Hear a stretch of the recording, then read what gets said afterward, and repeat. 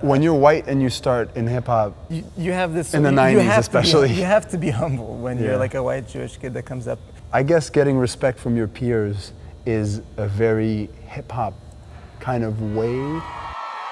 In the mid-19th century, a Montreal entrepreneur named Augustin Quentin took over 14 acres at the entrance of the Lachine Canal and constructed what was to become the biggest shipyard in Montreal. The main building, at 83,000 square feet, is a massive testament to Montreal's rich maritime history. Today, the space is called Arsenal, a gallery that showcases Canadian and international contemporary art. But on September 20th, Molson Canadian took over the space and invited Montreal's favorite sons, not to mention brothers, Chromeo and A-Trak, to play a private event for 750 lucky music fans. This is Altered States.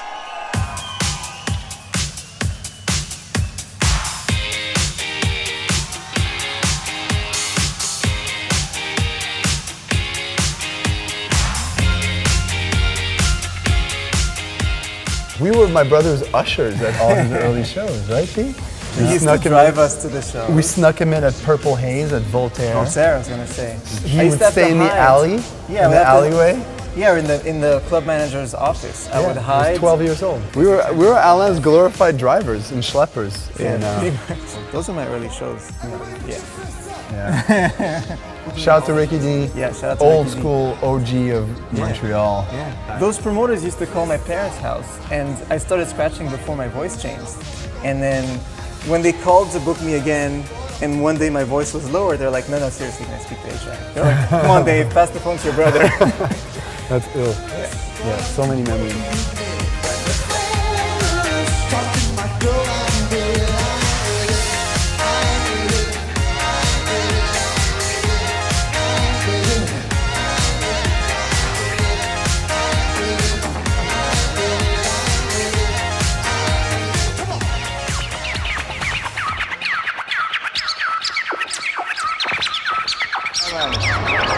This is very exciting. A-Trak, best DJ ever.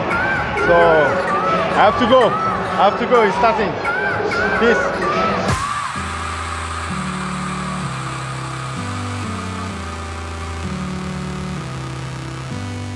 I mean, behind the scenes we're sort of inseparable, and Alain hears every single thing Chromeo does from the earliest stages, and you know, I'm still super involved in all his music, more than ever actually.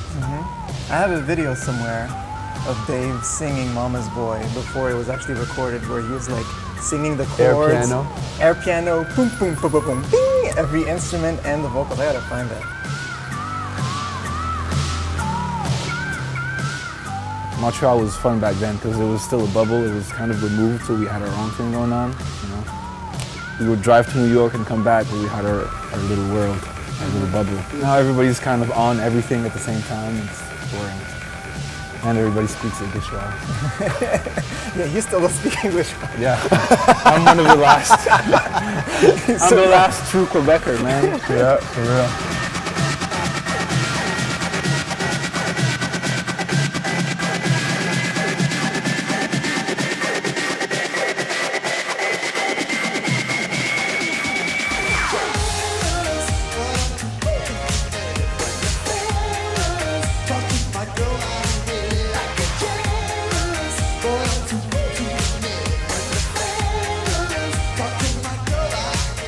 We kind of came up at a juncture point of time, you know, like as hip hop was going from the sort of keep it real mid-90s phase to like, you know, Puff Daddy and the shiny suits in '97. So the sounds were changing, and you know, we kind of took it all in.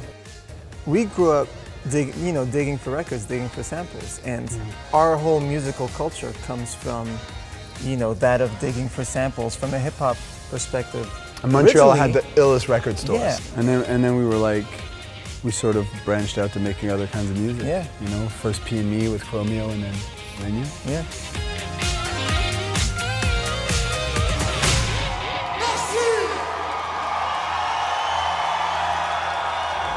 Chromeo, the funk is alive, baby. Let me tell you that.